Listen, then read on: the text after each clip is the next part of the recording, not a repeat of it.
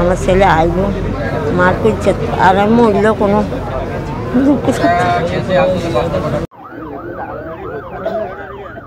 সমুদ্রপথে Malaysia যাওয়ার পথে আটক হয়ে মিয়ানমারে বিভিন্ন মেয়াদে কারাভোগ শেষে দেশে ফিরেছেন ১৭৩ বাংলাদেশি। এসব বাংলাদেশিকে নিয়ে বাংলাদেশ নৌবাহিনীর একটি জাহাজ বুধবার দুপুর ১:৩০টার দিকে কক্সবাজার শহরের নুনিয়ারছড়া ঘাটে এসে পৌঁছে।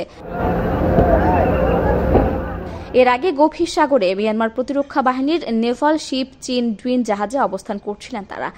আমি পাগলের মতো আছি, মানে ৮ বছর আমার মুখে ছেলে মুখে নাই এই বৃদ্ধ বয়সে ছেলের সঙ্গে আজ ৮ বছর পাগল হয়ে গেছি।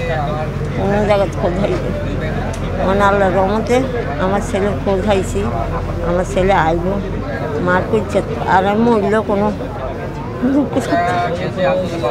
বাইয়া এদে আর বাইকে এদে 2 বছর ফোন জিওলত পড়ছে থাইল্যান্ড জিওলত, তারপরে থাইল্যান্ড জিওলত তো বর্মা জিওলত আসে 1 বছর থাইল্যান্ড থেকে আর 1 বছর বর্মা থাকি 2 বছর পরে এ দাঁত খুশি লাগে দে আর বাইসা বলে গেছে সাগরে মাছ মারার জন্য। ওনার নিজস্ব বুট, উনি এখন হঠাৎ 4 বছর আগে বাতাস ছিল আবহাওয়ার কারণে ওনার বুটটা মায়ানমার কাছে হয়ে গেছে। ওখান থেকে মায়ানমার ডিপার্টমেন্ট বাইরে হইয়া ওদেরকে ধরে নিয়ে গেছে। সংশ্লিষ্ট সূত্র বলছে মিয়ানমার থেকে ফেরা ১৭৩ জনের মধ্যে ১২৯ জন কক্সবাজার জেলার, ৩০ জন বান্দরবান জেলার, ৭ জন রাঙামাটি জেলার এবং খাগড়াছড়ি, নোয়াখালী, নারায়ণগঞ্জ, চট্টগ্রাম, রাজবাড়ী, নরসিংদী ও নীলফামারী জেলার 1 জন করে।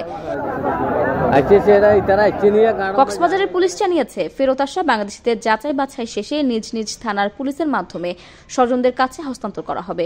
এর আগে বুধবার বেলা ১১টার দিকে মিয়ানমারের একটি প্রতিনিধি দল কক্সবাজারে এসে পৌঁছায়। বাংলাদেশে পালিয়ে আশ্রয় নেওয়া মিয়ানমারের সেনাবাহিনী ও বর্ডার গার্ড পুলিশের ২৮৫ সদস্যকে ফিরিয়ে নেবেন তারা। ফেরত আসা বাংলাদেশিদের গ্রহণ এবং ২৮৫ জনকে ফেরত পাঠানোর প্রক্রিয়া শেষ করে ঢাকায় পররাষ্ট্র মন্ত্রণালয়ের পক্ষে প্রেস ব্রিফিং করে বিস্তারিত জানানোর কথা রয়েছে। সাশ্রয়ী খরচ ও সহজে হেলিকপ্টার, এয়ার অ্যাম্বুলেন্স ও প্রাইভেট জেট বিমান ভাড়া দিচ্ছে প্রবাসীর হেলিকপ্টার। যোগাযোগ করুন স্ক্রিনে দেয়া নাম্বারে।